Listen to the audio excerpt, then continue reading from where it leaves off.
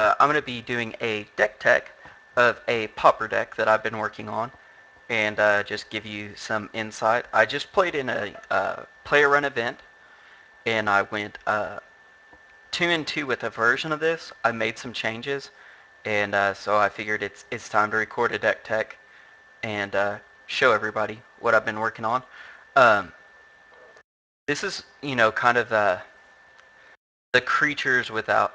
I guess this guy should probably be over here in all honesty. My creatures without abilities phase is just Stitch Drake. Everything else that I play in this deck has an ability. For draw, I have Probe, 1 times main deck, and 2 Deep Analysis. I'm running 3 Architect of Will. One is, it's a really good card, and also the cycling ability goes really well with Stitch Drake, so it's just a really good interaction between the two. And Recoil is just really, really good in the current Pauper format. It's good against just about every deck out there. Soul Manipulation, it counters and it can return. Um, a lot of the creatures that we play are pretty small in here, and so being able to counter and return a creature is pretty huge. Um, 3 counter spells and 3 prohibits. Um, Prohibits are just strictly better than Mana Leak, in my opinion, because you can play the kicker on it. And, a lot of times when you want to counter a 2-mana spell or a 3-mana spell, and they have plenty of mana to pay for Mana Leak, and Prohibit stops that. 4 Ravenous Rats for disruption, and also to power out our Ninjas of the Deep Hour. That's a really good interaction, by the way. Like, you play Ravenous Rats, you swing. If they don't block it, you play a Ninja of the Deep Hour, which returns your Ravenous Rat to your hand. So you're getting 2 cards out of 1 rat, plus you're drawing a card off of a Ninja.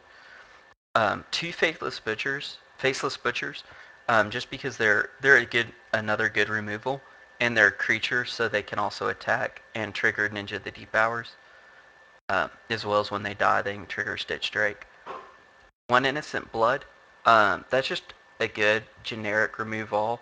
It's really good against Delver and Kiln Fiend. When they play those and they have mana to counter it or bounce it, well, when you Innocent Blood, they kind of have to lose a creature, especially if they have a bunch of creatures out. And against Kiln Fiend, they only run 12 creatures main deck. They're in 4 Delvers, 4 Kiln Fiends, and 4 Nivik Cyclops.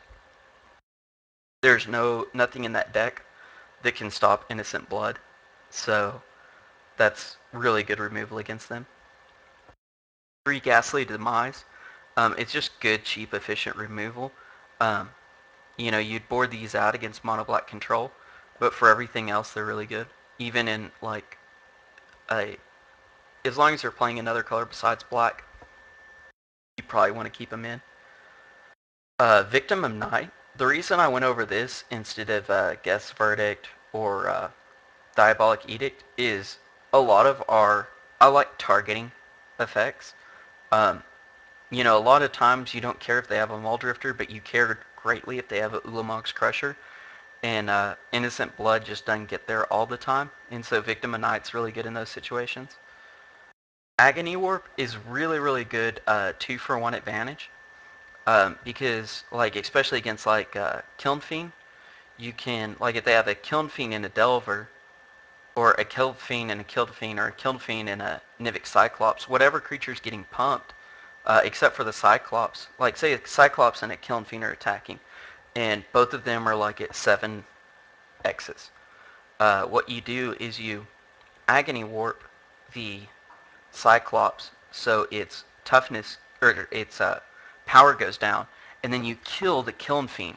So they can only choose one of those to prevent off of an Apostle's Blessing, or they have to have 2 Apostle's Blessings to stop it. So it's just really good removal against that deck. And it's also really good against Delver, because you can oftentimes block and change a complete attack phase into your favor, kill one of their creatures, make one of their creatures smaller, block it, and kill it. So that's really useful as well. As for the sideboard, and then I'm running 20 lands. a little bit more islands and swamps. I might want to add one more swamp. I'm not sure yet though. Like it seems pretty balanced overall. Uh, for the sideboard, I had 3 Choking Sands um, and 3 Rancid Earths. These are both really, really good against post decks. And the Rancid Earths you can also bring in against small creature decks and blow up their land, and you kill like a lot of their creatures, which is really effective. Probes are really good against control, and it really is helpful going through cards that you don't need in a lot of those matchups. Same thing with the Ukaba Gang Shinobi. It's really good against post and basically any deck that's kind of similar to this, like Delver. It's really good against Delver. Uh, Negates are pretty much for the Delver matchup and the post matchups, or anything that's similar to your build that's heavy counters. You just bring in a couple extra negates against them, and a lot of times that really makes a world of difference. Um, Fade Away is against the heavy creature decks, Rebels, um, Affinity, Mono Green. All those Fade Away is really good against because you can massively remove their creatures. It's also a really good answer to Hexproof.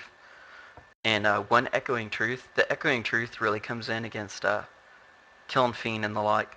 Any deck that you really have to keep their creatures off the board just gives you an extra target. Um, a lot of this stuff can go into multiple matchups, which is why I'm using these particular set of cards instead of doing like the Hydro Blast and the Pirate Blast, or doing like the Mono Black sideboard. It's kind of a hybrid sideboard because it's kind of a hybrid deck.